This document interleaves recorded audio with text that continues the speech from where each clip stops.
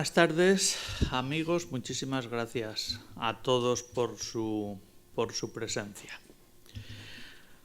Hoy es la segunda sesión de este ciclo, después de la que tuvimos anteayer, y tengo la dicha, el honor, el gusto enorme de estar junto a tres grandes amigos y tres grandes compositores del momento actual.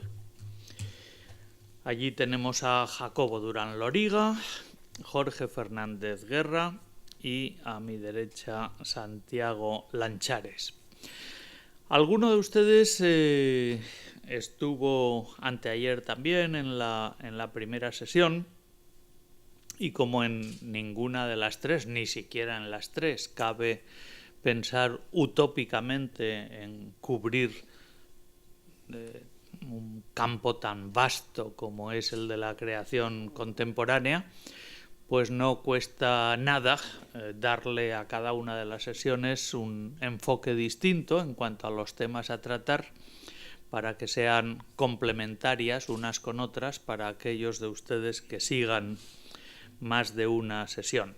Por ejemplo, en el primer día no tratamos, que yo recuerde, y desde luego si se hizo fue muy de pasada, yo creo que no, de el tema de la creación actual relacionada con el teatro, es decir, la ópera fundamentalmente, y luego veremos por qué viene a cuento añadir y el ballet.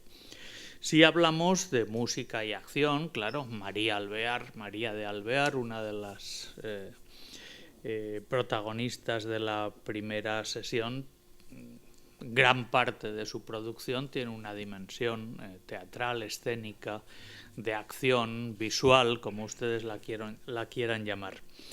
Pero de estos tres compositores, dos han estrenado alguna ópera en el sentido más convencional, si quieren, o tradicional del término. Parece que lo de convencional tiene un aspecto peyorativo que yo en modo alguno quería emplear. Jorge Fernández Guerra fue pionero porque fue el primero en una serie de estrenos de ópera que creo que fue una experiencia muy notable, de profunda huella en el ambiente concertístico, musical, madrileño y español. Una iniciativa del Centro para la Difusión de la Música Contemporánea, lamentablemente extinto, desaparecido como tal, y que contó con el apoyo decidido y espléndido de otros organismos del INAEM, especialmente el Teatro de la Zarzuela y la Sala Olimpia, que fue donde se representaron esta serie de óperas, porque fue una cada año, en una serie que, repito, inauguró, fue así, ¿no?, Jorge Fernández Guerra con Sin demonio no hay fortuna, una ópera con libreto de Leopoldo Alas, no Clarín, sino su sucesor, y relacionada con una de las óperas que se incluían en la programación del Festival de Ópera en el Teatro de la Zarzuela, que era el Fausto. También Jacobo Durán Loriga participó en aquella magnífica y arriesgada y tensa serie de producciones operísticas.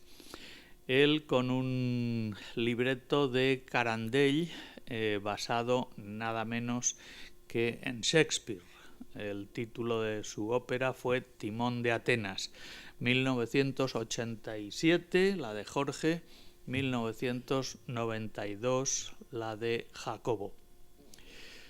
Santiago Lanchares, que yo sepa, todavía no ha estrenado ninguna ópera de estas características y ahora nos contará por qué, pero sí es autor de una bellísima obra que cabe oír, y de hecho yo así lo he hecho, como pura música, Castor y Pollux, pero que figura en su catálogo como ballet. Es decir, que podemos iniciar la charla invitando a cada uno de nuestros invitados de hoy a que nos cuenten su experiencia, cómo fue lo que han hecho, si piensan hacer más, por qué no piensan hacer, si es el caso, etcétera, etcétera. Por orden de antigüedad en cuanto a los estrenos a los que me he mencionado, maestro Fernández Guerra, autor de Sin demonio no hay fortuna, cuéntame cómo fue aquella experiencia. Yo me lo sé porque la viví de cerca, pero nos encantará oírte y ver cómo la recuerdas ya bastantes años después, ¿no? Burlando, han pasado 24 años. 24 años. El año que viene se cumplirán los 25 años del estreno de esa ópera. Bueno, cuando a mí me encargaron esa ópera, me llamó un día Tomás Marco, yo era todavía un compositor joven, no excesivamente nombrado, y bueno, para mí fue una bomba. Intuyo, aunque nunca me lo contaron así, que tuvo que ver el que fuera yo precisamente el que empezase, el hecho de haber tenido una experiencia teatral cuando era más joven, cuando tenía 20 años, incluso 19 diría yo, y mientras estudiaba en el conservatorio estuve enrolado en las filas del teatro independiente de esos años, con gente pues que ya, como es lógico, con tantos años que han pasado, porque esos son más de 25, pues son muy famosos en su ámbito, José Carlos Plaza, William Layton, gente así. Luego estuve enrolado como miembro en el Grupo T y en el Grupo Tábano, y me marcó, indudablemente me marcó el teatro, y además me marcó muy joven. Es decir, que yo hacía teatro cuando estudiaba armonía, algo que se engarza en un momento muy importante de tu formación y de tu proyecto. El caso es que eso lo debí transmitir de alguna manera y intuyo que se lanzaron precisamente conmigo por eso, porque evidentemente aquello era una experiencia pionera. Que se sepa, Luis de Pablo había hecho Q unos años antes, me parece que estrenó en el año 1983 y yo era todavía prácticamente su alumno o su recién exalumno. Me interesó muchísimo la experiencia precisamente porque yo me sentía un poco predestinado a lo mismo y cuando me tocó a mí, pues me tiré a la piscina con toda la felicidad del mundo sin saber si había agua o no, pero me tiré. Fue quizá excesivamente precipitado todo, porque a mí me tocó, al ser el primero, rodar con un montón de inconvenientes y poco tiempo. Al menos poco tiempo cuando uno no se ha planteado todavía formalmente hacer un trabajo de esa índole y lo tiene que hacer sí o sí. El caso es que tuvimos alrededor de 7-8 meses que incluían hacer el libreto, componer e incluso luego preparar todos los materiales, las partes y dejaron no mucho tiempo más para los ensayos. Así que pasé al menos 5 meses durísimos, pero felices a la vez. Y bueno, fue extraordinario estrenarla y con muchos inconvenientes por ser el primero, que se fueron eliminando después, pero que a mí me tocó pagar la China, ¿no? Yo recuerdo que no había, en mi caso, ni siquiera un programa, ni una grabación, nada. En estos momentos es una ópera que no ha dejado ningún tipo de huella, cosa que es muy fastidioso para una producción de ese tamaño. ¿La huella de quiénes la disfrutaban? La memoria de quienes la vieron, que aquí hay más de uno y más de dos, pero, en fin, uno siempre piensa que este tipo de esfuerzos pues siempre piden un poquito más de presencia, porque luego, bueno, Madrid es una ciudad que consume mucha actividad y mucha memoria también, entonces pienso que no solo de la mía, sino que de toda esa serie, que fueron, me parece que hasta 8, se recuerda poquísimo hoy en día, poquísimo. Nosotros, yo recuerdo que cuando Gloria Collado, mi mujer, que dirigía la revista 12 Notas y aún lo hace, pero hacía entonces unos números monográficos, dedicó un número dedicado a la ópera, y para hacer el número un artículo dedicado a esto, primero se las vio y se las deseó para encontrar quién pudiera hablar de ello, y luego la gente que lo leía decía, pero ¿qué ha pasado? Qué raro, ¿no? Es decir, que aquí ese tipo de cosas enseguida se volatilizan, y es una pena porque porque no solo debería haber seguido, sino que es que debería resucitar, incluso ser reforzado, ¿no? Porque si queremos conseguir tener una ópera en nuestro idioma y con un lenguaje musical, el que sea, pero actual, tenemos que probar mucho, porque no nos va a salir a la primera, ni a la quinta, ni a la centésima. Es decir, esto es, en cuanto uno conoce bien el repertorio y la historia de la ópera y del teatro lírico, y cuando te las ves con lo que ha sido la gran maldición de la ópera española, precisamente por no haber aclimatado esa relación entre idioma y música, y si eso no ocurrió cuando la música era una música, digamos, convencional, tonal, cuando los libretos eran en verso y cuando todavía había unas pautas de oficio razonables para lanzarse a ello, cuando hay que inventarlo todo, las cosas son ya no ya difíciles, rozan lo utópico. Si aún así uno considera, y yo lo considero, que hay que intentarlo, está claro que como mínimo hay que dar muchas veces en el mismo clavo, porque no vas a surgir de la noche a la mañana. Yo estoy siguiendo todas las producciones españolas que puedo y tengo la convicción de que la ópera española aún no ha surgido. Han surgido fragmentos meritorios y momentos memorables, pero como conjunto no. Y no tanto por critico las producciones, sino el hecho de que la ópera no es solo unas producciones, es también un acuerdo, un consenso con un determinado tipo de público que la haga propia, hasta donde es razonable que lo haga una producción actual que al fin y al cabo todavía es hermana, pequeña o hija de la vanguardia y nunca va a ser muy mayoritaria, pero al menos ese grupo que la haga suya, la tiene que hacer suya entendiendo razonablemente el mensaje y repitiendo. Es decir, la ópera necesita público y sin público estaríamos posiblemente hablando de otro espectáculo, otro tipo de espectáculo totalmente legítimo, por ejemplo una pieza de teatro musical experimental o lo que sea, pero que no se relaciona con el fenómeno que fue.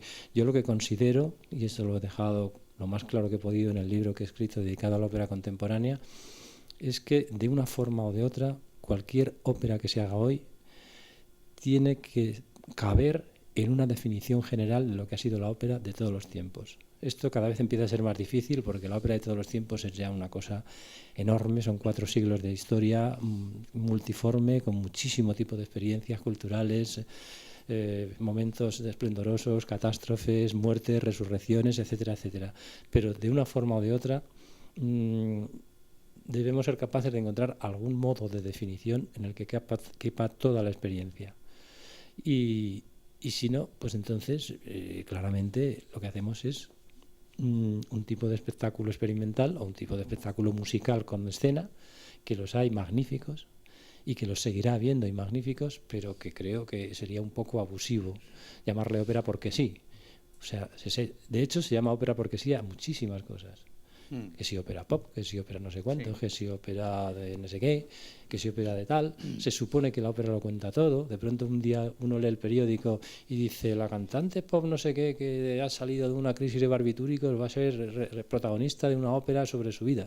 Dice, una ópera, un momento, vamos a ver primero si es verdad que es una ópera. Será que lo intenta. Pero por lo visto vale para todo, para un roto y para un descosido, para centenarios, para el descubrimiento de América cada 100 años. Para narrar y glosar la vida de cualquier personaje histórico. Y todo esto se hace prácticamente dejando de lado que hay que establecer una relación poderosa entre música y texto. Y después una serie de pactos para que esas convenciones sean funcionales, aunque sean del carácter que sean, modernas o como le queramos llamar, eso ya no voy a entrar porque entra dentro de la independencia de cada creador. Pero tiene que haber de alguna manera claves. Y esas claves serán comunes porque si no estamos en otro tipo de experiencia. Jorge, te pido brevedad en lo posible, pero una cosa que me parece de interés porque se trata de conoceros mejor en esta jornada. Si pasado mañana te llama Mortier, a quien antes hemos nombrado, o cualquier capo de los teatros de ópera españoles o europeos o americanos, y te dice de reponer sin demonio no hay fortuna, la obra iría tal cual yo la escuché.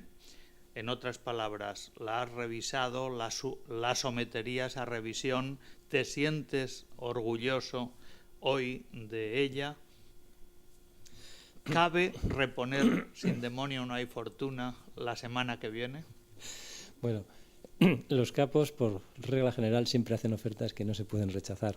Así que me temo que la aceptaría en cualquier circunstancia, por razones de todos conocidas. De todas maneras, hubo hace un par de años un amago de posibilidad de grabar que me obligó a hacer una revisión que no fue muy profunda, aunque yo pensé que iba a serlo más, que ha hecho que en este momento la tenga prácticamente a punto, con ligeros cortes y pequeños detalles de instrumentación. Yo recuerdo que lo que en su momento me pareció dejarme más insatisfecho era la parte instrumental, porque me tuve que adaptar a un colectivo muy pequeña, muy ¿no? pequeño, de 12. Claro. Pero cuando hace un año y medio me puse a revisarla, pensando que, como ya no sabía ni para qué era, pues por qué me iba a cortar, pues que la iba a ampliar, y no lo he hecho. Creo que al final era difícilmente tocable el asunto y son los mismos instrumentos. O sea, que te gustó tu obra. Eso es importantísimo. Sí, me gustó. Muchas gracias. Eso quería saber. Jacobo Durán Loriga, tu experiencia con Timón de Atenas, tus posibles ideas, si algo te ha dado vueltas por la cabeza de insistir en ese campo, cuéntanos. Bueno, pues la verdad es que a mí me llegó el encargo de la ópera teniendo, o al menos eso creo, vocación de operista. Una vocación que se ha quedado en una única experiencia que digo ya que me encantaría ampliar. Además, me siento con vocación de operista de gran ópera, y por eso, aunque me dieron, pues como a Jorge, una orquesta limitada, un poquito más amplia que la suya, solo podía contar con 4 cantantes. Pero en cuanto a la extensión de la obra, pues me lancé a lo grande, o sea, una ópera que superaba las 2 horas.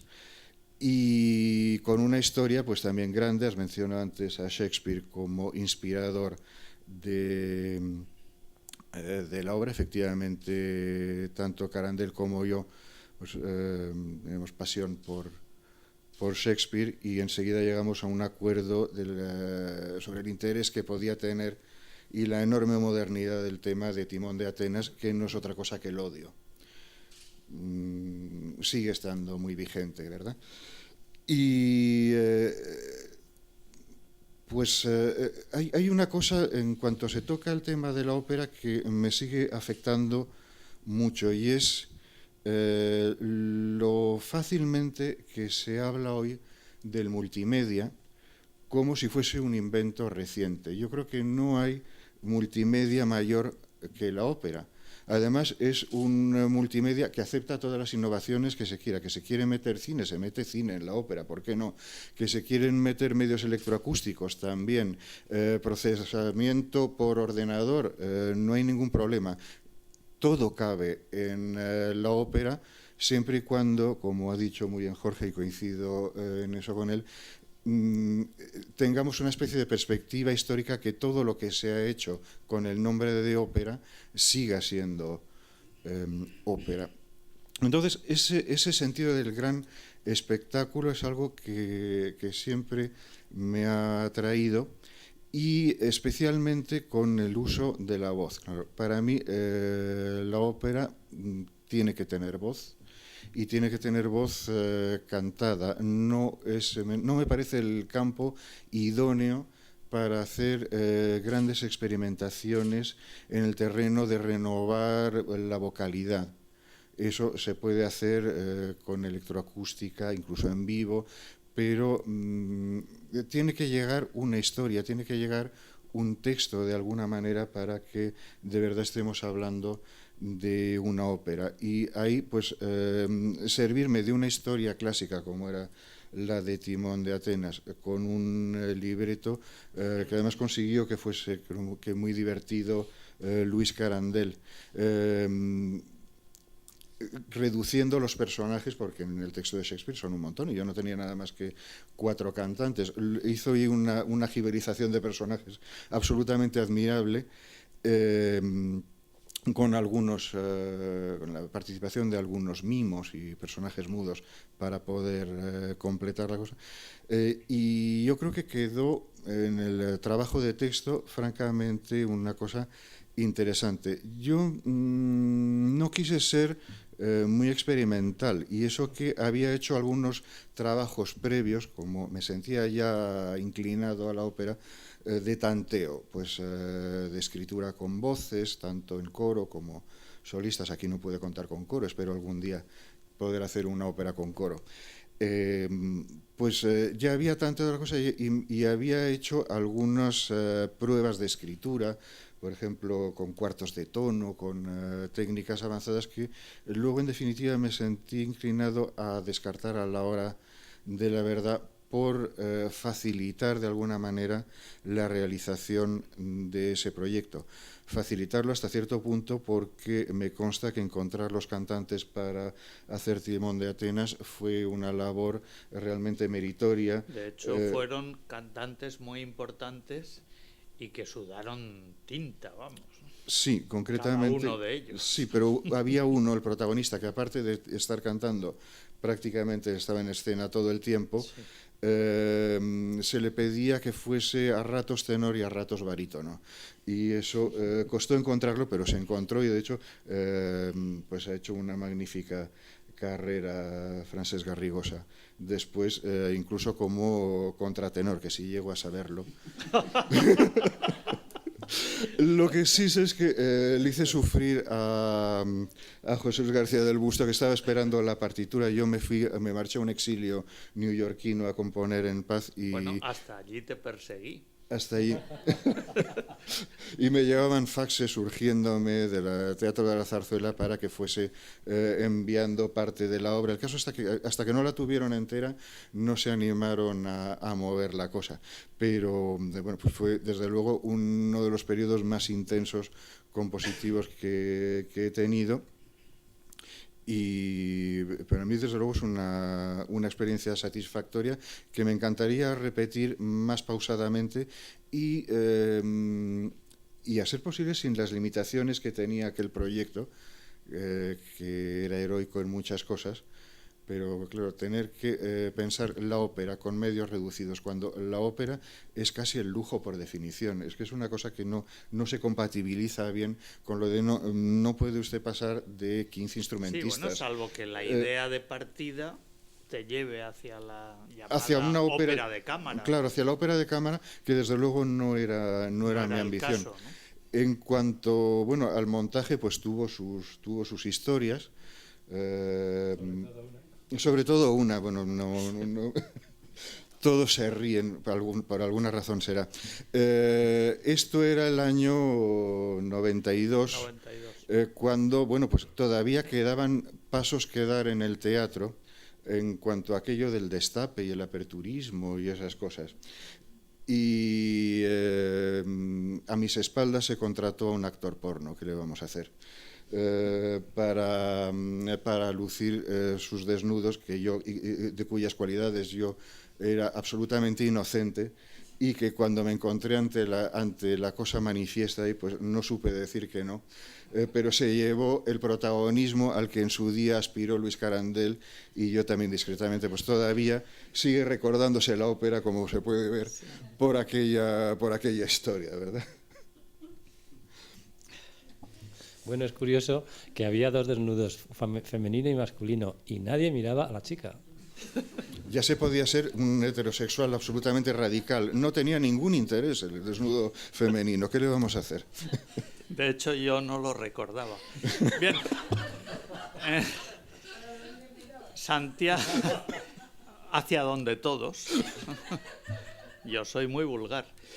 Santiago Lanchares, como antes he dicho, y salvo que me diga que el mes pasado, que no lo vi, estuvo componiendo una ópera, no es autor de ninguna, sí de ese ballet de música que admiro muchísimo, Castor y Pollux, y quiero que que nos cuente cómo nació la idea de ese ballet.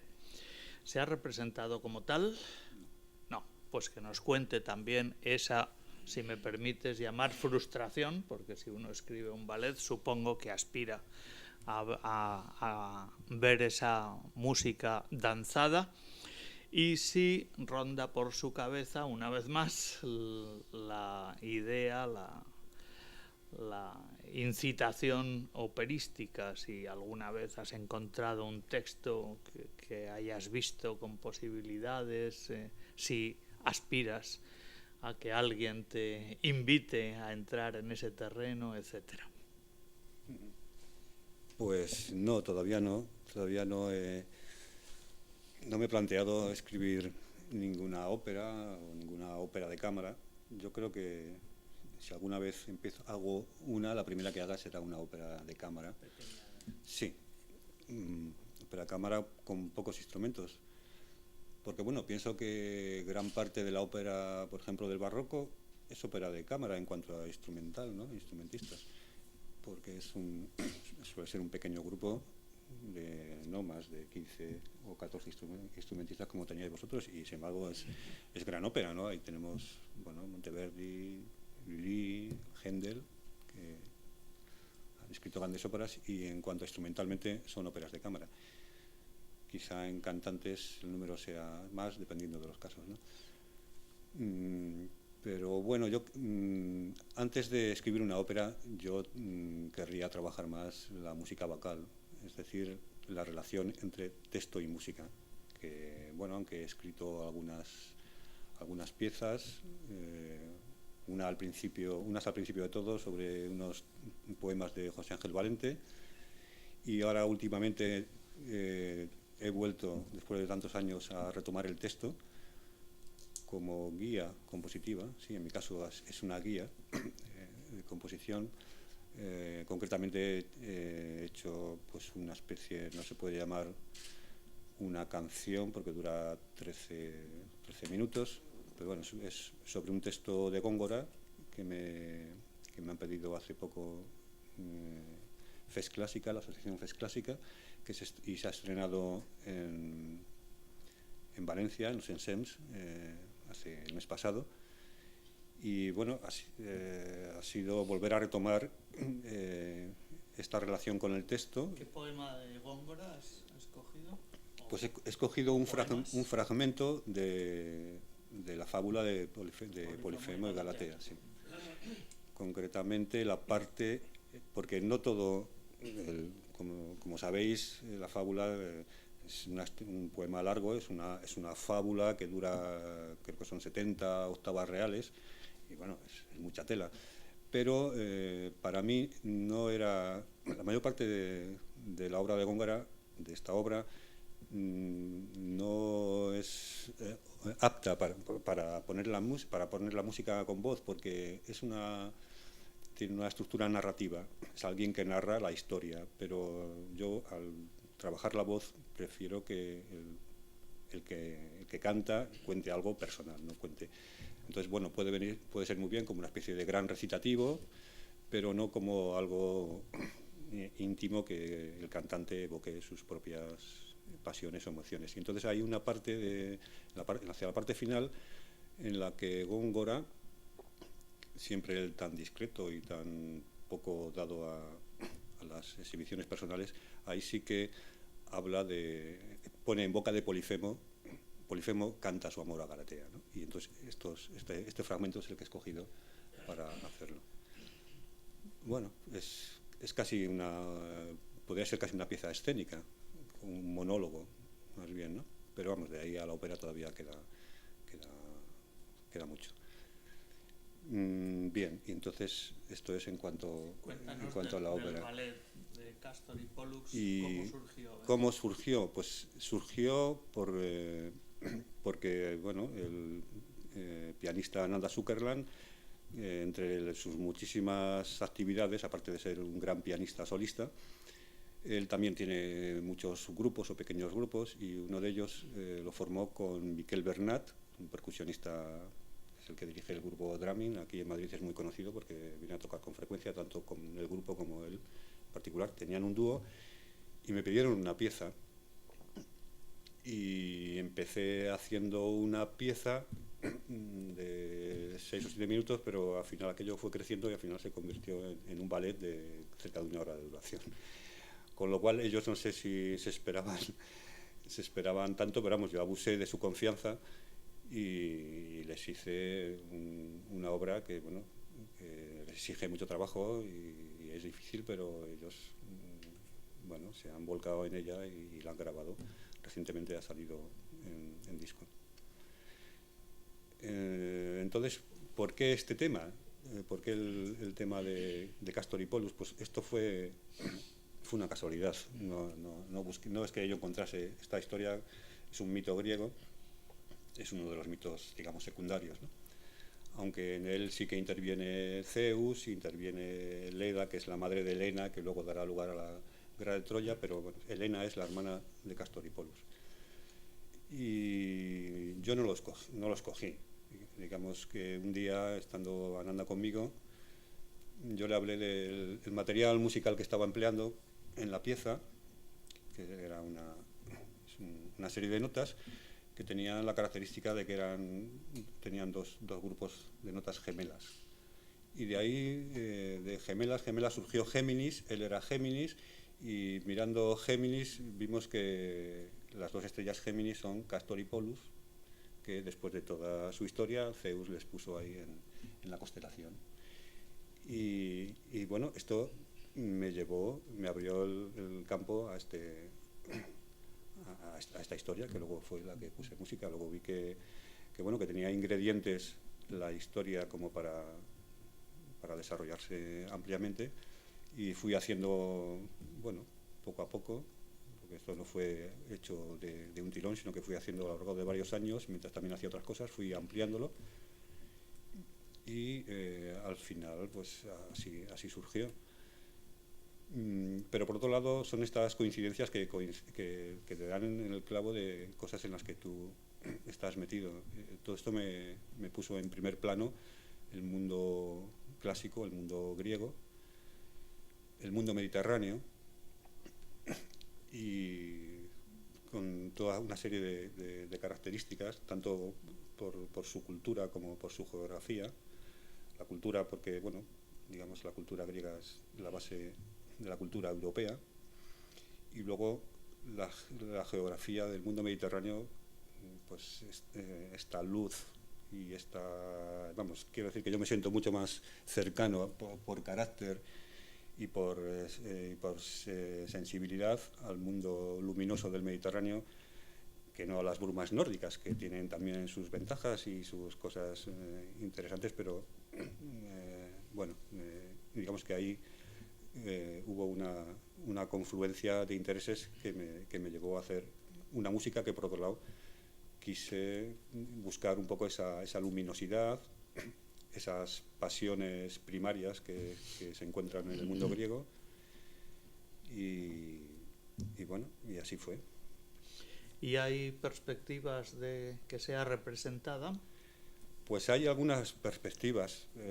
Lo que pasa es que para que una obra de estas características se represente, te lo tienes que currar y tienes que buscártelo. No va a venir nadie a tu casa. Esa no es tu especialidad. No es mi especialidad, no. Y bueno, pero tengo la obligación como moral frente a mí y frente a los intérpretes de buscar algo, y bueno, algo estoy intentando. Ojalá saliese. Ojalá. Muchas gracias. Y muchas gracias te tengo que dar 1000 años después, porque pensaba sacarlo yo y lo has sacado tú mismo al decir que tengo que investigar más o practicar más en el campo de la composición vocal.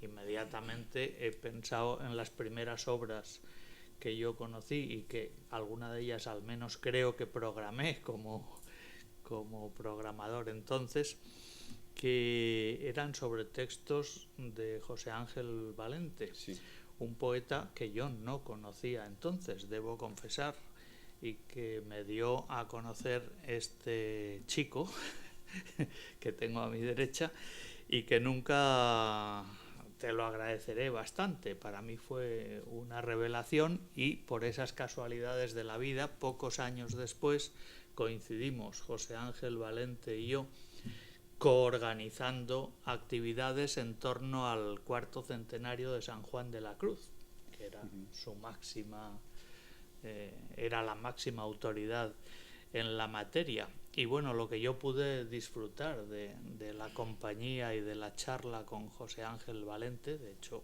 nos hicimos amigos, ¿no?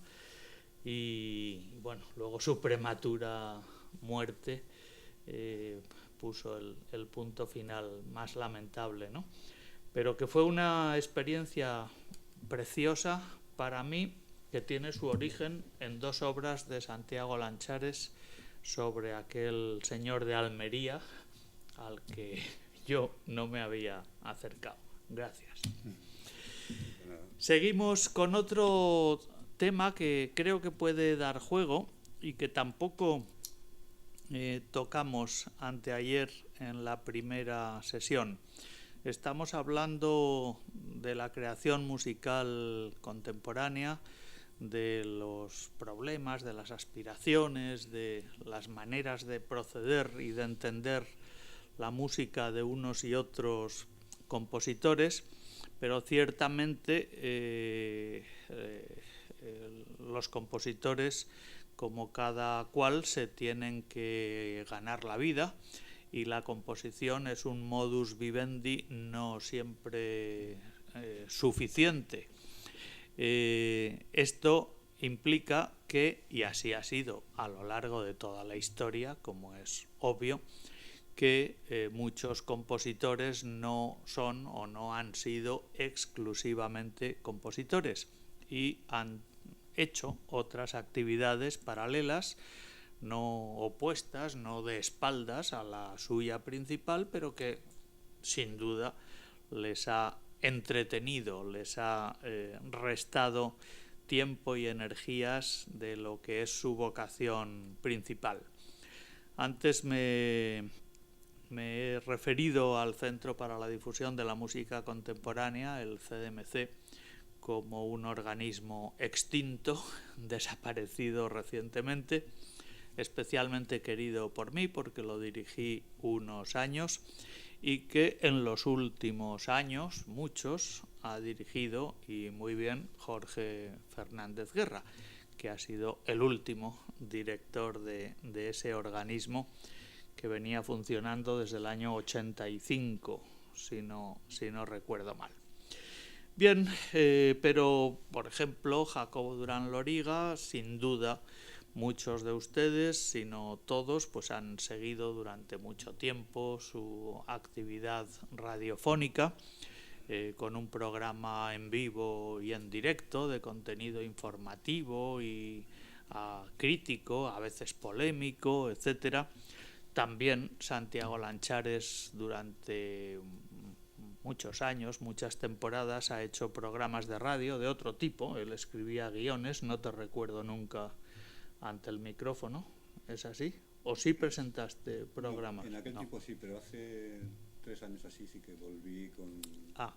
Cuando yo ya no estaba.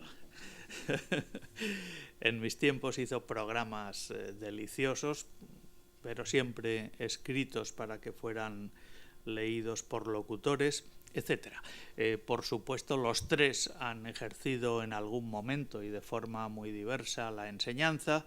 Los 3 han escrito cosas muy jugosas, muy interesantes, alguno de ellos incluso libros, uno ha sido mencionado, etcétera, etcétera. Pues sobre esto quería que me contaran en qué medida les ha estorbado esta actividad o al contrario, si ha sido complementaria, enriquecedora, y yo creo que sobre todo en el caso de Jorge Fernández Guerra, la dirección de un centro como el de la difusión de la música contemporánea, que incluye como eje principal la programación de conciertos de música actual, incluso el Festival de Alicante, etcétera, es decir, programar la música que se está haciendo ahora y de la que él forma parte. Es una situación muy especial, de mucha responsabilidad, etcétera, etcétera. Y quiero que cada uno de ellos pues me dé su visión de este ser compositor y... Empezamos por Jorge, que es el reciente defenestrado director del CDMC. Bueno, muchas gracias, José Luis. Efectivamente, no conozco casi ningún compositor que no haga un segundo oficio al menos. La búsqueda de este segundo oficio, que sea el segundo oficio ideal para ser complementado con la composición, es muy complicada. De hecho, lleva una vida entera. Pero yo, grosso modo, he hecho dos cosas. La segunda, la de gestor, surgió azarosamente porque me nombraron. Si no, posiblemente no habría hecho gestión, porque tampoco hay tantas oportunidades de ser gestor. Pero la que más he hecho y con más placer finalmente ha sido la de periodista musical. Prácticamente desde principios de los 80 estuve enrolado en algún tipo de medio. Aquí hay más de una persona que tienen algo de culpa en que haya estado en algún sitio u en otro y saben lo que quiero decir. Es decir, que yo entré al principio a escribir en medios porque me pareció que podía hacerlo, porque me pareció que podía escaparme de dar clases que no me gustaban nada, pues sobre todo cuando era más joven no me gustaba, y fui creciendo en ese sector, hasta el punto de que he sido muy feliz como periodista musical en algunos momentos, pese a que es muy estresante, pero te produce una carga de energía y de estímulos que no se encuentra fácilmente en ningún otro lado. Desde el punto de vista de esa dinámica, ser gestor es aburridísimo. Es decir, como periodista, incluso aunque te dediques a una cosa muy específica, como era la música en general o la música contemporánea en particular, pero respiras el ambiente de cómo se articula la noticia, cómo funciona la actualidad, qué está pasando en el mundo, es una sensación electrizante. Aunque parece ser que está desapareciendo ahora también ese oficio. O sea que también de ahí he sido defenestrado junto a un ejército de cesados, como parece que está ocurriendo ahora con el periodismo. He tenido también la oportunidad de ser creador de un medio, junto con mi mujer, de 12 Notas, una revista que creamos a mediados de los 90, un poco a nuestra medida y a nuestro gusto, y que bueno, tuve que dejar cuando entré al ministerio a trabajar, pero que en esos primeros años también me hizo muy feliz, aunque era una aventura que necesitaba ser compensada porque también era mucho más aventurera que de beneficio directo, ¿no? Y luego llega la gestión. La gestión surgió casualmente, en el sentido de que me nombraron y ya está. Y además que me nombraron a un cargo que tampoco podía rechazar. El CDMC nació como tal en el año 83 de la mano de Luis de Pablo. Luego ya en el 85 es cuando fue formalizado.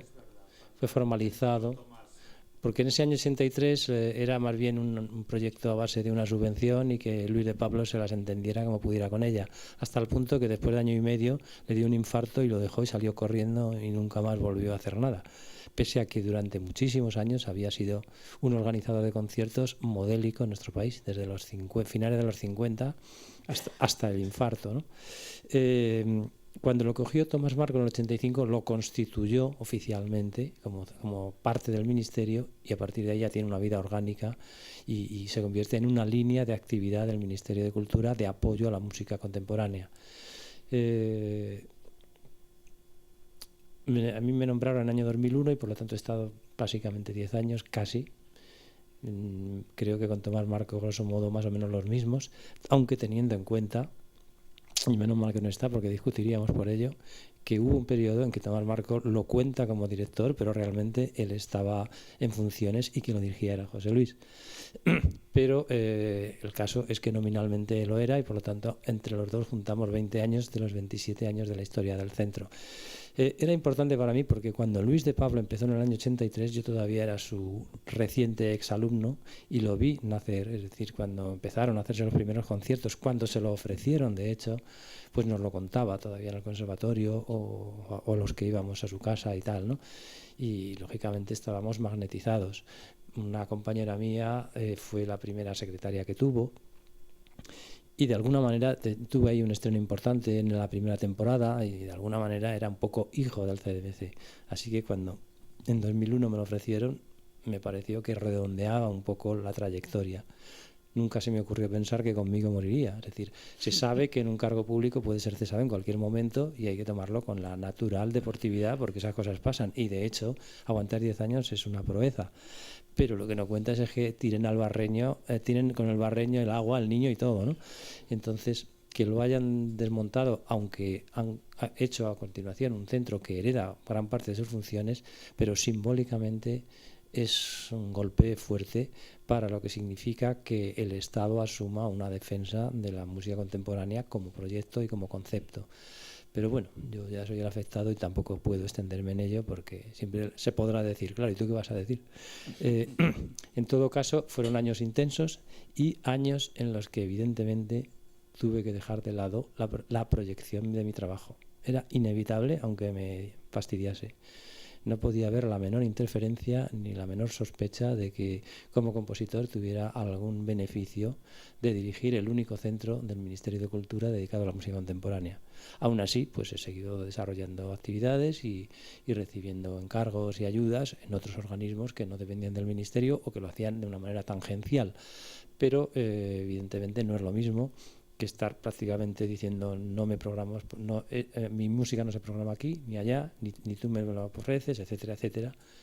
Y evidentemente pues he quedado aparcado, pero no me pareció que fuera un sacrificio intolerable, al contrario, si lo he hecho es porque podía hacerlo y porque creía que tenía que hacerlo. Ahora que ya llevo casi un año fuera, pues me estoy intentando tomar la revancha y sacar todo el trabajo que puedo y estrenar todo lo que pueda, siempre dentro del marco de las oportunidades que hay, que son evidentemente pocas, pero de todas maneras vamos a ver si recupero el tiempo perdido, porque los compositores pienso que somos jóvenes hasta los 80 o 90, ¿no?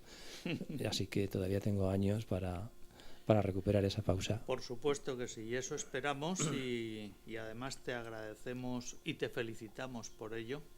Un logro como el de esos ciclos de conciertos que nos llevaban a muchos los lunes al Auditorio 400 del Museo Reina Sofía, con un ambiente, una expectación, unos llenos, una calidad en el escenario, sin lo cual evidentemente esos llenos jamás se hubieran producido. En fin, que conseguiste una regularidad, una estabilidad de la actividad concertística en torno a la música contemporánea realmente admirable. Felicidades. Muchísimas gracias. Jacobo. Se me pagaba por ello. Bueno, ¿Qué nos cuentas de bueno, todo yo quería esto? también recordar que Jorge también hizo programas de radio. Recuerdo una espléndida serie sobre Stravinsky y también una serie que hiciste de programas de verano dedicado a un compositor cada día, que te costó lo tuyo rellenar la parrilla. Recuerdo largas conversaciones telefónicas al respecto. Es que es curioso que todos los que estamos aquí en el estrado tengamos la radio en común y la proximidad con Luis de Pablo, también los cuatro. Bueno, pues ¿qué cuento? Pues que lo más parecido a un camaleón que hay entre los humanos es un compositor. Es alguien que además de escribir música tiene que saber hacer de todo y la vida un poco te provoca situaciones en las que efectivamente hay que hacer de todo. Yo he dedicado mucho tiempo a la enseñanza, a mí sí me ha encantado enseñar, e incluso algunas actividades que no eran directamente pedagógicas las he vivido como tales. Por ejemplo, mi último programa en la radio lo sentía como una especie de relación pedagógica con el oyente. Un oyente que falta clase como todos los alumnos, vamos, no pasa nada, pero hay que montar una clase para que te siga entendiendo aunque haya faltado mucho. Y desde luego me ha fascinado enseñar, bueno, también he escrito en algunas ocasiones, he hecho, pues a veces pienso que no me queda nada en el mundo de la música que no haya hecho todavía. Lo que pasa es que la experiencia todavía me sigue situando ante cosas que ignoraba que se podían hacer y que de pronto me surgen y las tengo que hacer. Por ejemplo, dentro de 2 semanas voy a hacer de DJ contemporáneo. Voy a una especie se llama No Concierto a Motor, es en Barcelona, y ahí voy a ir con mi ordenador a disparar sonidos por aquí y por allá, como los DJs en un espectáculo en que vamos a estar como 4 o 5 compositores, cada uno con su ordenador, un señor tocando el violín por allá, otro recitando poemas. Bueno, pues ahí me veo en una cosa que digo, pues eso todavía no lo había hecho y ahora pues me surge. Efectivamente, de vivir, digo, de componer es muy difícil de vivir, a menos que se dedique uno a la música de cine y aún así. Con lo que hay que hacer otras actividades que indudablemente perturban a la actividad compositiva. En mi caso tengo un par de claros de varios años en los que no he escrito nada, no he sacado ninguna obra, no he terminado ninguna obra y coinciden pues con uno con un periodo de enseñanza muy fuerte y otro con la actividad en radio de un programa diario. No compuse efectivamente, pero era una especie de proceso de digestión de la sabiduría musical que me vino muy bien para luego ponerme a componer. Y no por no estar componiendo no dejaba, o sea, he dejado de pensar en música. Con la enseñanza que hice, pues reaprender la carrera que vista desde el punto de vista del alumno es muy distinta a ese conocimiento cuando se tiene que dar, que enseñar a los alumnos. Se reaprende otra vez. Por eso lo considero como una especie de proceso digestivo.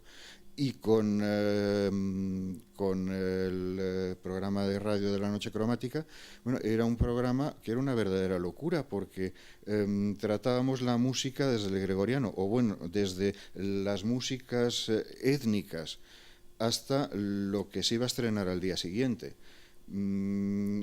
Asumir de pronto toda la historia de la música, tenerla que contar con variedad de estilos, de nombres de épocas, de por aquí, de por allá, desde luego no tenía tiempo para pensar, ¿y yo qué aporto a todo esto? Eso lo he podido pensar después. Ahora creo que estoy alcanzando una madurez, ya era hora, en la que puedo compaginar trabajo y creación. Lo estoy empezando a hacer y creo que con suerte pues ahora voy a poder sacar obras y al mismo tiempo estar trabajando en otra cosa de manera intensa. Hablas que parece que la creación no sea trabajo. Sí, claro que lo es. Pero es se puede compatibilizar trabajo y creación. Bueno, trabajo... Puedes trabajar en varias cosas distintas. Sí, no, pero a mí me ha costado mucho hasta ahora el trabajo, digamos, que trae una remuneración regular y lo de componer, pues que es una especie de jugar a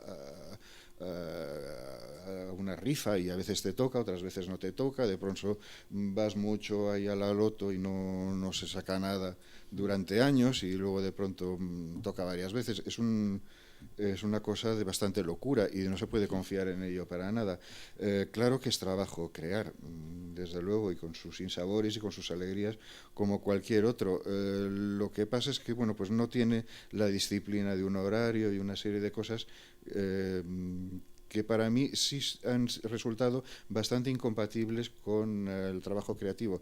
Yo hasta hace poco decía, yo no me siento a componer si no tengo 15 días por delante, porque necesito esa perspectiva de tiempo para imbuirme de lo que quiero hacer y que sea ese mundo en el que me siento familiarizado con todo. Bueno, ahora las circunstancias me llevan a que me siento y compongo, pero a los 10 minutos. Y aunque sepa que lo tengo que dejar 2 horas después. Por eso creo que es una madurez que la vida me ha llevado a conseguir. No estaba en mi naturaleza, digamos. Santiago, y en tu caso, las actividades al margen de la compositiva, de la creativa, ya hemos mencionado programas de radio que recordamos los oyentes muy, muy gratamente. ¿Enseñanza también has hecho? No. en algún periodo corto, ¿no? En algún curso, en algún curso, sí, eso pero... Es. ¿No te interesa el terreno?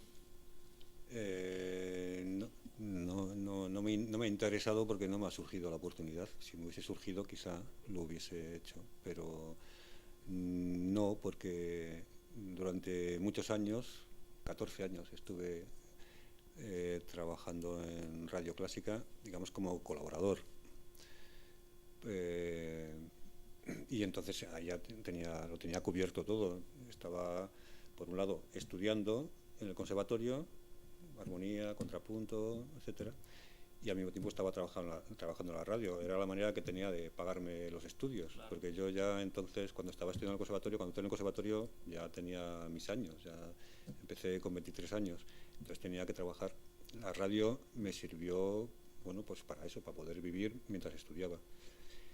E incluso después, cuando ya me puse a componer, pues para poder seguir viviendo, cuando empiezas a componer, que como todo el mundo sabe, pues no te da como para vivir la práctica de la composición, ¿no?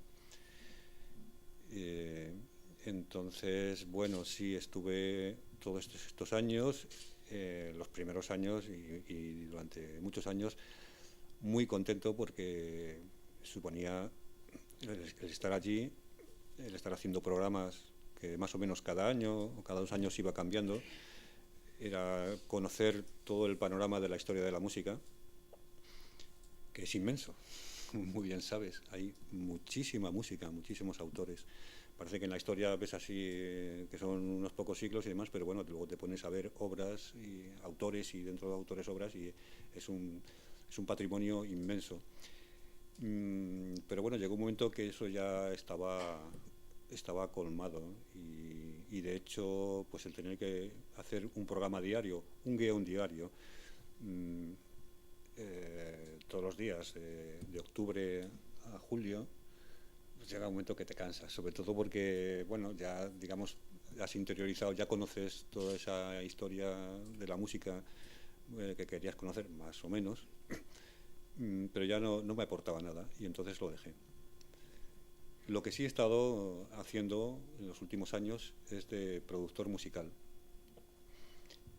Productor, no el que pone el dinero, sino el que hace el disco. O sea, el que hace el disco, el que está en la grabación, el que elige las tomas y luego se hace el montaje y demás, ¿no?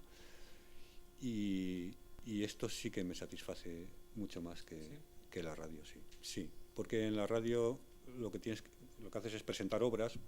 Puedes hacer programas en los que hagas agrupaciones de obras y que puede ser muy interesante, ¿no? Estableces conexiones entre diversas obras de diversos momentos históricos que tengan un eso común y eso es interesante. Pero bueno, a un compositor, o en mi caso, yo creo que a todos, lo que más nos interesa como compositores es el sonido. El sonido, el contacto con los intérpretes y la partitura y la relación de la partitura con el sonido, y esto a la hora de este trabajo que comento pues es fascinante porque estás viendo la partitura y al mismo tiempo estás viendo el resultado sonoro y encima estás trabajando con los intérpretes y estás viendo todas las cuestiones que pueden surgir entre una partitura y el momento de la interpretación, y eso son unas enseñanzas impagables para un compositor. Y bueno, sí, en eso estoy y estoy disfrutando mucho. Y hablando de cosas ajenas a la composición propiamente dicha, lo que tienes es un pasado, el músico pre-Santiago Lanchares, gracias, rockero y tu especialidad era la guitarra, ¿no? El bajo. Ah, el bajo, sí. Concretamente. Pero sí. Hiciste mucha actividad en sitios más o menos cutres. Sí, bueno, esto fue en la etapa... Era famoso el rockero Lanchares. Sí, bueno, creo que... El rockero palentino.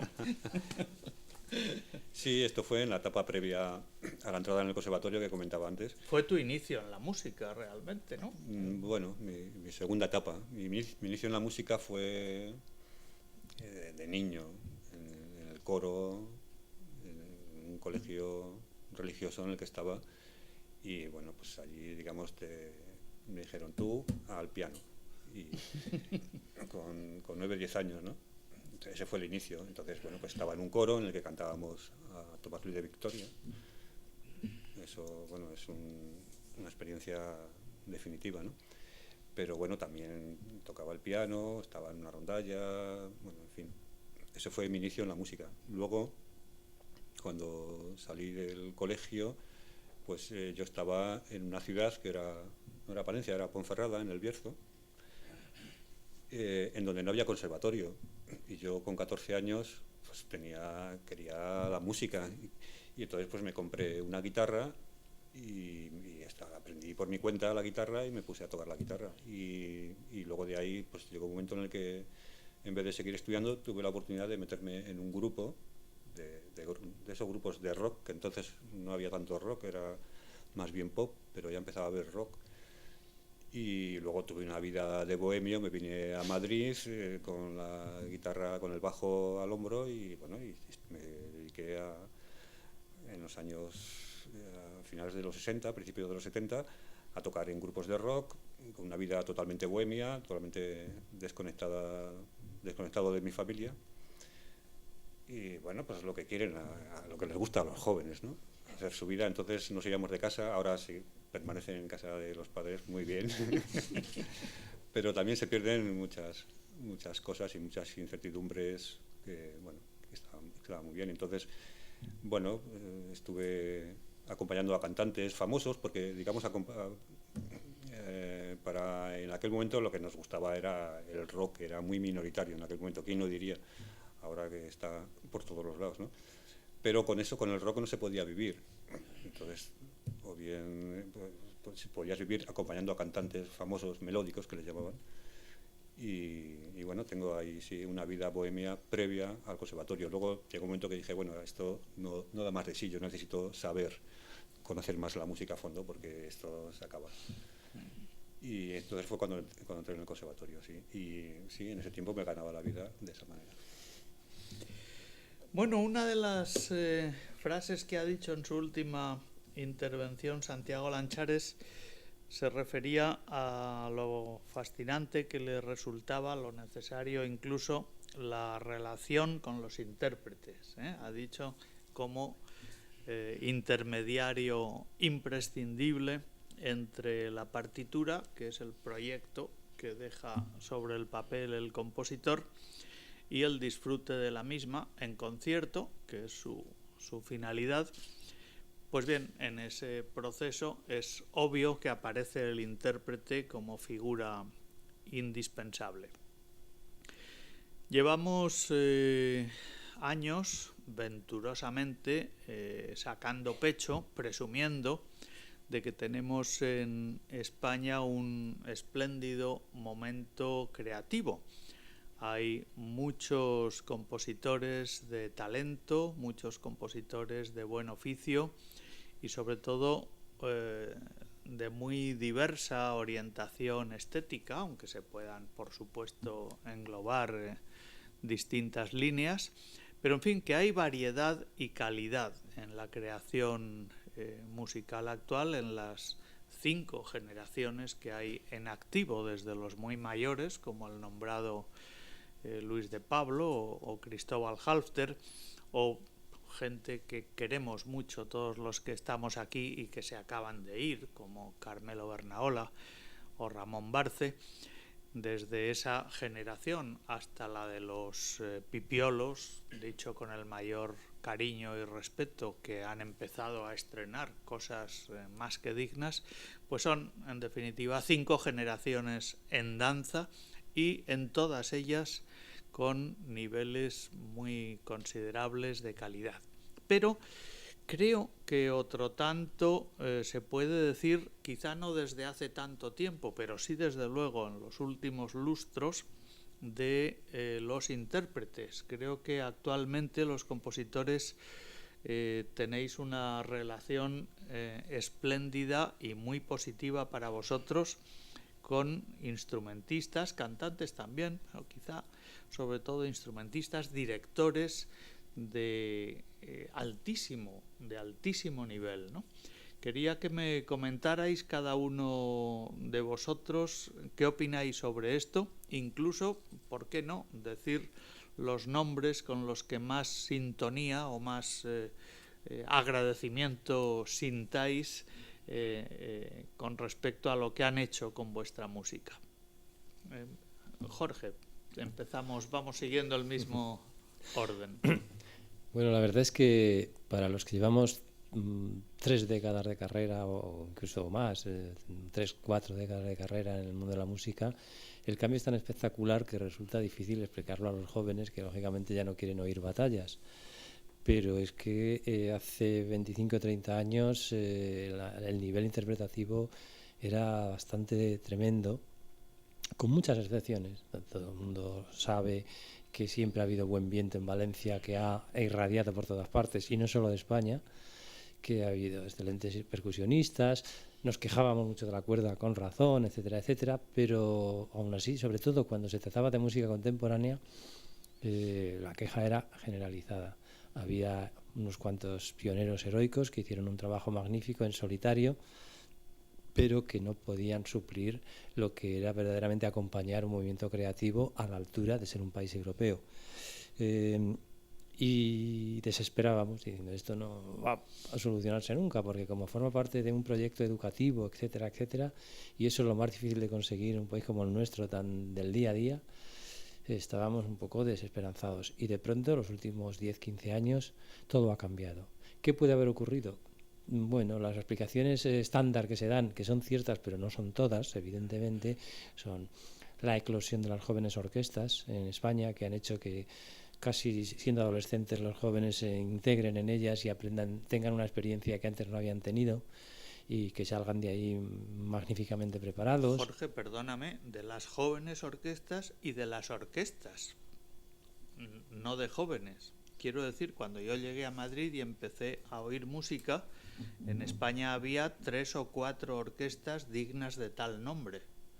Ahora, por lo menos hay que multiplicar por 10, ¿no? Sí, sin duda. Decir, antes había 4 o 5 y ahora hay 33, me parece. Evidentemente. Bueno, fue a raíz de la instauración de las comunidades autónomas. Como además la cultura es lo primero que se descentralizó, empezaron a surgir inmediatamente orquestas. Al principio se llenaron con músicos extranjeros, fundamentalmente de países del este, que entonces suministraban instrumentistas baratos, deseosos de salir de sus países en fase terminal de sus regímenes difíciles y con una economía precaria, y muy bien formados. Y luego poco a poco se ha ido normalizando. El papel de las jóvenes fue fertilizar desde abajo, desde la base, desde los adolescentes. Y luego también ha habido otras cosas. Finalmente los conservatorios han conseguido, a raíz de que en los 90 se instalaran los nuevos cambios normativos de la LOCSE, muy azarosamente, pero más o menos se han conseguido. Hay una serie de conservatorios superiores en España razonablemente buenos, en Zaragoza, en el País Vasco, en Barcelona, no digo en Madrid, que no me mire nadie mal, pero bueno, no sé, proyectos como los de Barenboim Said o no sé, muchos orquestas. Salamanca también, por ejemplo, Salamanca. El caso es que por una u otra razón, y luego mucho viaje al extranjero. Yo en estos 10 años de trabajar en el Ministerio he sido miembro del jurado de los jóvenes que se presentaban a pedir ayuda para ampliación de estudios, y era muy duro seleccionar, porque tocaban ya muy bien, pero muy bien, y ya casi decías, bueno, ¿y cómo dejamos fuera a solo porque no hay más dinero, ¿no? Que se largaban 3-4 años a Alemania, a Inglaterra, en fin, a Francia, y luego volvían.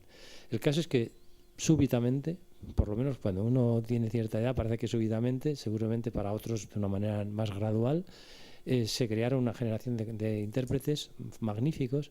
Empezó a haber cosas que nunca había habido aquí con esa calidad, por ejemplo, cuartetos de cuerda, que era siempre, aquí los cuartetos de cuerda terminaban siendo siempre de aluvión, es decir, 4 instrumentistas de una orquesta que se llevaban bien y que se juntaban un día. Se juntaban y ya está, ¿no? Pero la Escuela Reina Sofía también, desde el ámbito privado, también ha tenido mucha influencia. Por ejemplo, 2 grandísimos cuartetos como el Casals o el Quiroga han salido de allí.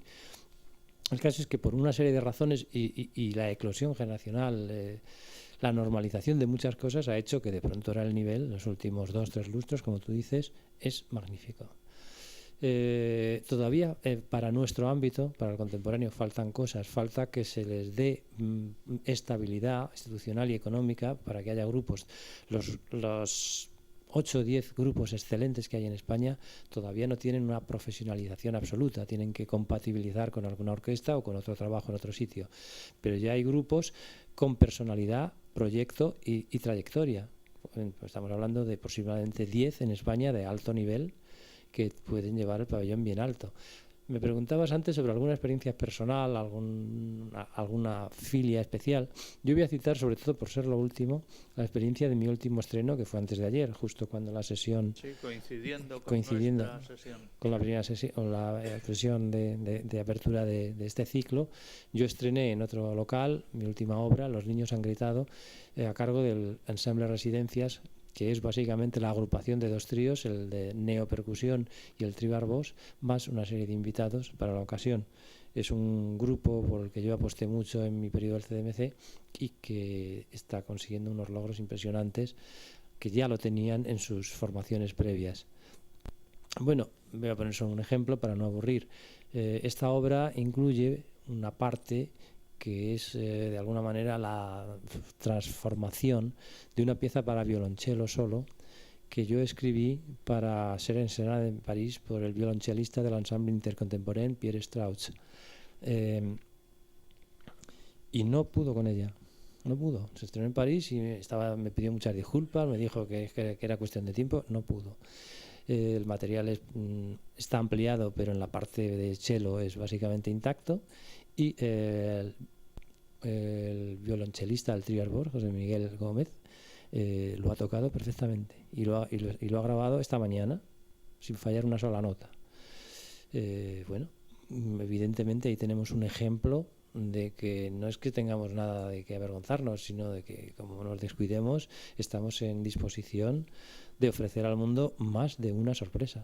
Quizá lo que faltaría ahora es esa proyección definitiva, esa profesionalización, ese apoyo económico que los fije y que determine también una estructura, una identidad artística, ¿no? Porque si no, terminarán siendo, de una forma o de otra, gente que se organiza para hacer una serie de conciertos de vez en cuando, ¿no? Hace 5 o 6 días, la semana pasada, estuve en un concierto del Cuarteto Quiroga, que has nombrado, en el Auditorio Nacional. En la segunda parte tocaban el quinteto de Sostakovich con Javier Perianes, otra criatura extraordinaria de las últimas promociones. El nivel fue sencillamente deslumbrante, o sea, presentable con ventaja en cualquier sala de conciertos del mundo. Y lo digo porque comenzaron su concierto con la mayor naturalidad. Era luego Béla Bartók y luego Sostakovich, pues bueno, como primera obra un cuarteto reciente, o más o menos reciente, de Jesús Villarrojo.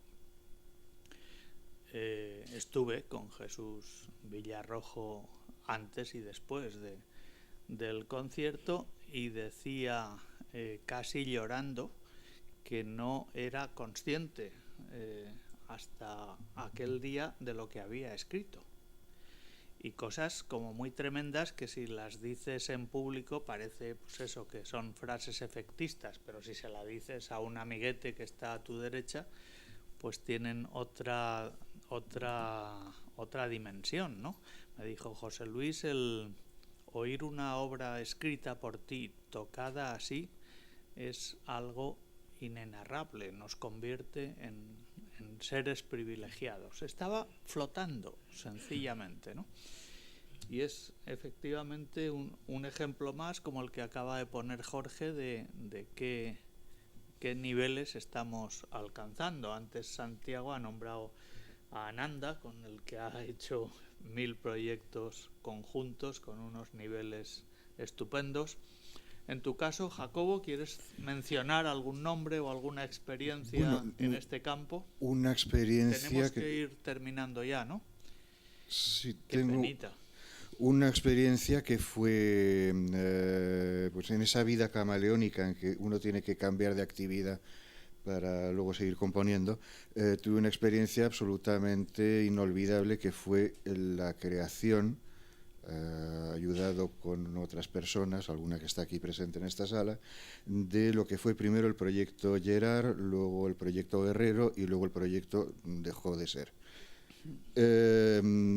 Pero mientras se fraguó aquello, estuve haciendo un montón de audiciones de gente que apenas había superado la pubertad y que tocaba ya música contemporánea, porque lo que venían era porque ahí se había corrido la voz de que se iba a hacer solo música contemporánea, la tocaban con unas ganas, con un ahínco, con unos deseos, y luego en los ensayos recibiendo los consejos para cambiar las cosas. Estuve una temporada ahí como compositor residente y lo que hacía era orientarles, no técnicamente, claro, porque no conozco técnicamente los instrumentos como ellos, pero sí estilísticamente, y bueno, recibían como esponjas toda la información. Y claro, pues ahí me encontré pues con un Julián Elvira, que quizá es el mejor flautista de música contemporánea que hay en España y uno de los primeros a nivel mundial, en nada de tiempo va a serlo.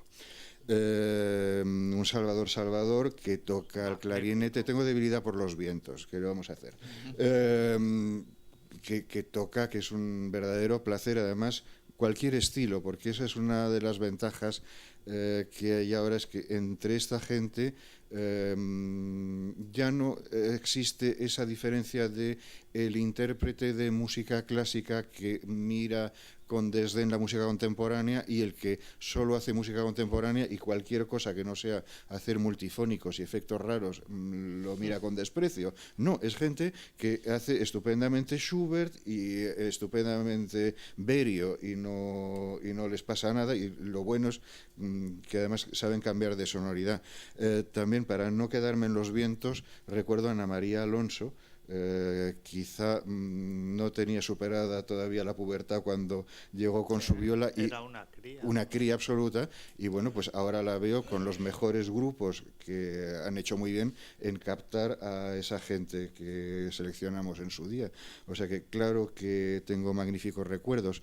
Otra cosa es cantar que este es maravilloso y que no podemos aspirar a nada mejor. No, queda mucho por hacer en la cuerda, sobre todo en los violines, y queda mucho por hacer en las voces.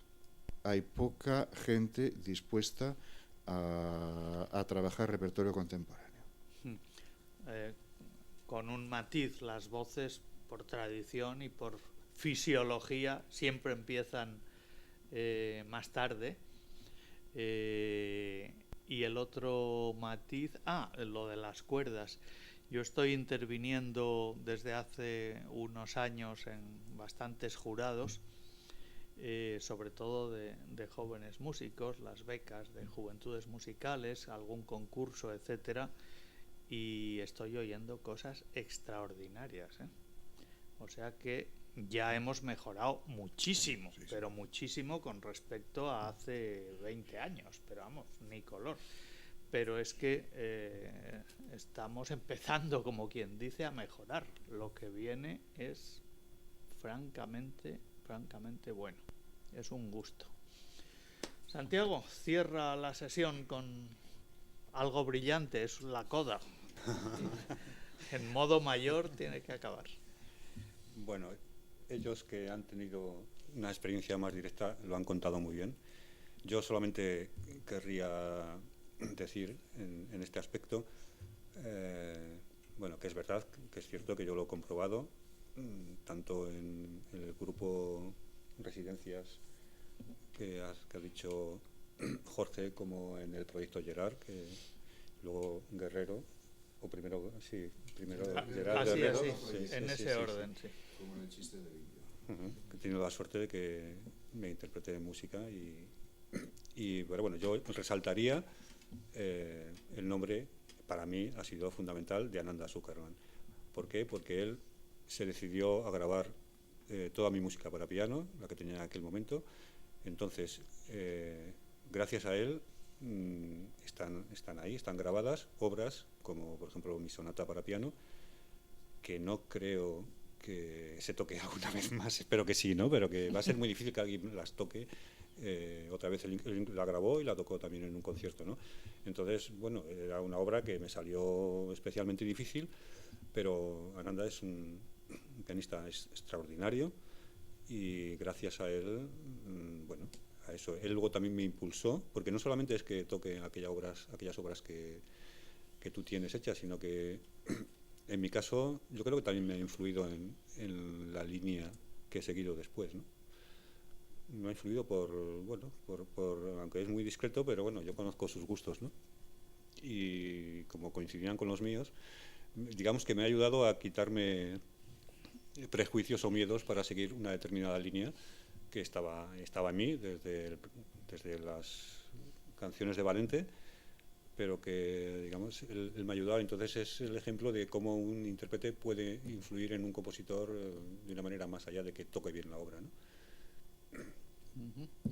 Y no hemos nombrado a ningún director, pero fijaos, desde los tiempos heroicos de Arturo Tamayo y el incipiente grupo Coan, lo que ha significado luego y sigue siendo un Encinar, ¿no? Que es magnífico tenerlo ahí, ¿no? La labor de José Luis Temes y los que se incorporan ahora, Nacho de Paz está haciendo cosas brillantes y de gran rigor, ¿no? Y sobre todo haciendo vuestra música como lo que es, música con mayúscula y punto, es decir, no diferenciando en su grado de entrega, de estudio, de creencia en el producto con respecto a lo que hacen cuando dirigen Stravinsky o Schumann. Muchísimas gracias a todos y hasta mañana, si podéis volver.